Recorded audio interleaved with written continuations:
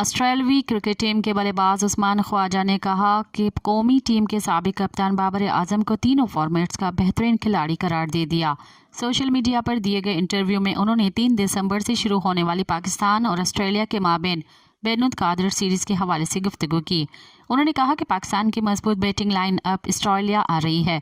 عثمان خواجہ کا کہنا تھا کہ شاہین آفریدی اور ڈیوڈ وارنر نے میدان میں بھرپور مقابلہ کیا۔ شاہین آفریدی نے تیز باؤلنگ اور ڈیوڈ وارنر نے شاندار بیٹنگ کی۔